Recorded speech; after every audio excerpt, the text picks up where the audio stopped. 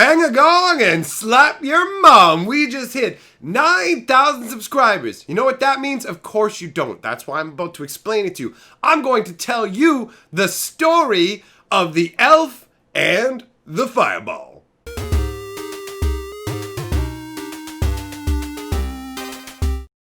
Greetings, owners of fine luxury cardboard rectangles. Welcome to my 9,000 subscriber special. We did it, boys. We are motoring along. We got ourselves a little subscriber.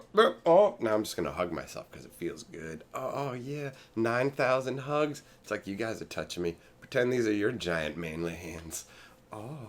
Anyways, let's get on to what we're here to talk about before we move the guilds, which we'll do after this. Alright, so we got to go all the way back to 1994. I'm going to tell you about one of the favorite things from one of my favorite games of Magic ever. But you're going to need some background information. So, back in 1994, Magic cards were scarce. You couldn't get all that you wanted. You couldn't just go online and order a bunch. You had to wrangle them up through trade or through opening things. When I started, Legends was the set that was out, okay? It was literally the ones on the shelf. It was available for 1 day for me, and I got to buy 3 packs because that was the limit, and also I couldn't afford it anymore. Anyways, but 3 packs of Legends was all I ever got. There were no spoilers. You couldn't go online and look at what cards existed. You found out about cards when your friends played them against you or when you traded for them. That was the crazy environment. It wasn't all these known quantities before the cards were even in your hands. It was completely unknown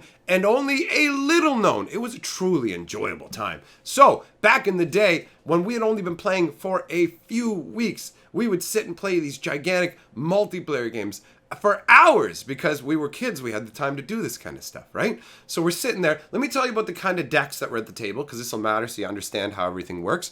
We had a good variety of what you would see in the old school. We had a old school black deck which featured things like Dark Ritual, Jusum de Jin, Hypnotic Spectre, just that kind of old school beautiful stuff. Then you had a traditional red deck with lightning bolts and your fireballs and all that Bernie goodness. Then we had a Tim deck. Now, that is things like Prodigal Sorcerer, Pirate Ship, Rod of Ruin. These cards that all tap to do 1 damage to any target. The reason that they're called Tim cards is because of Monty Python and the Holy Grail. There is a wizard character in there who's fairly hilarious, who flings fireballs around. Somebody applied the name Tim to the Prodigal Sorcerer, and it stuck. So those became known as Tim decks. And some of them would play variations with things like Fungusaur to grow them up all big and chunky. So we had the Tim deck, we had the classic red deck, we had the classic black deck, we had another red deck that was essentially just another classic red deck, but this one featured Mana Flares to produce additional mana. And Mana Flare is one of those cards that are universally loved. Things like Mana Flare, Howling Mine, when those were played, most of the time everybody at the table would get excited because it's like, yeah, boost for me too, baby! So, he was playing Mana Flare, and he was also playing Channel so that he could turn his life into mana and hit people with gigantic fireballs. Now, none of us played games geared to multiplayer. We just played with our single player decks playing in multiplayer. So we had those 4 decks, and then we have my deck, which doesn't really fit into one of those like classic old school type decks that people would play. It was like a green-blue build that was all over the place in terms of, I'm like a defensive player, so I had Elvish Archers in the deck because they were great to keep things like Ball Lightnings off me, plus they were a great deal for the mana. I had like Mazes of Ith to keep Jusum de Jins and Ball Lightnings from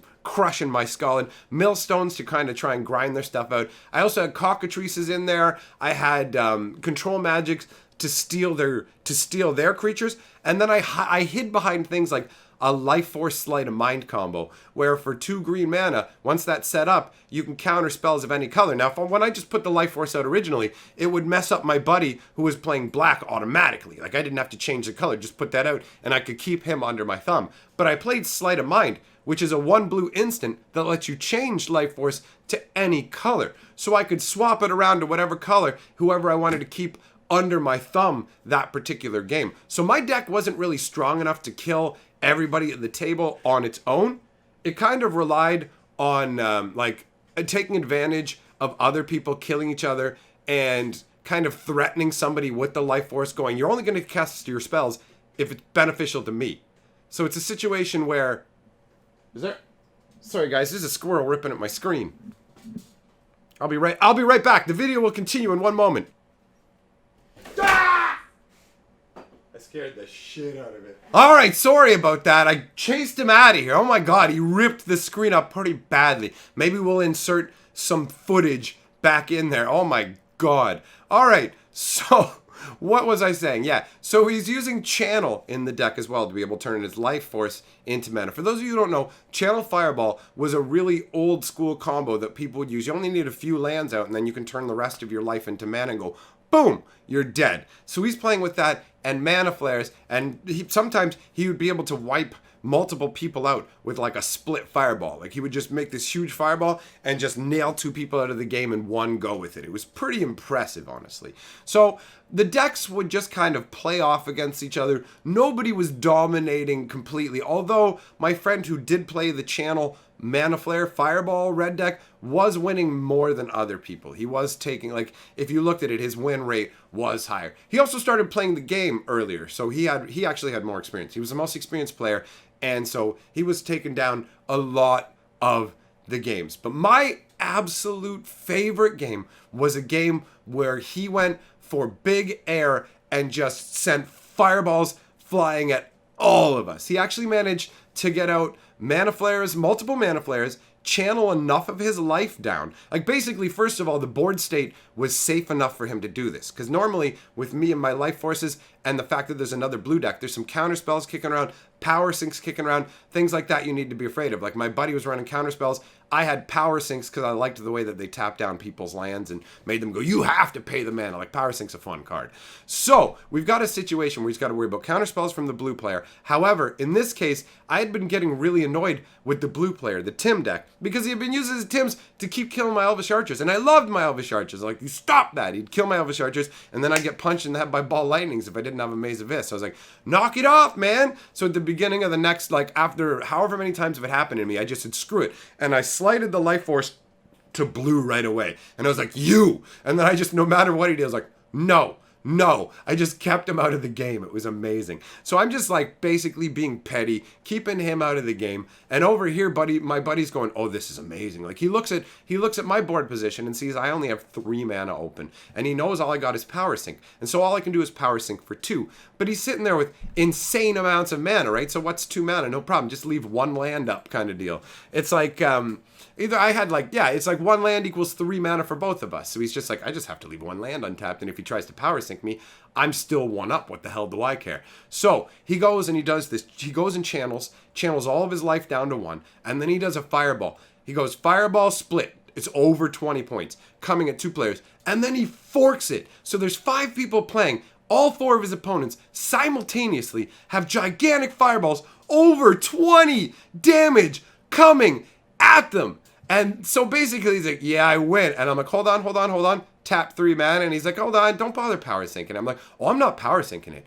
I'm Nova Pentacling it. Bam! And I said it better than that. I didn't screw up saying it. I was more badass when I was a kid. I didn't have a tired old man tongue. So, this is the 2nd time recording this, by the way. The first time it didn't work. Anyhow, so I tap the Nova Pentacle. And he's like, well, what's that? Just like you guys are saying right now, what's that? And I left it this way intentionally so that you guys could feel the joy and wonder of not knowing about a card until the last second. Because you don't get that anymore. You don't get to live in that old world like I did, where you had no idea this existed until, bada-bow, it's in your face. So that's exactly how this goes. Let's talk about it. Nova Pentacle. 4 casting cost artifact, 3 untap it, choose one of your opponents, choose a source of damage. Your opponent chooses a creature. That creature takes all the damage from that source. So he's basically like, okay, so what's going on? I'm like, I have 2 Elvish Archers out right now. They're the only creatures on the board. Pick one of them. It's going to take the fireball for me. And he's like, what? It's like, yep, dude, that's how it goes. He's like reading the card like, no. It's like, yeah, that's exactly how it goes, man. So boom, everybody else is a flaming mess. They've all died to gigantic fireballs. One of my poor little elves has been exploded into bits, but the other elf is over there like, and I'm just sitting there like, is it my turn? You know?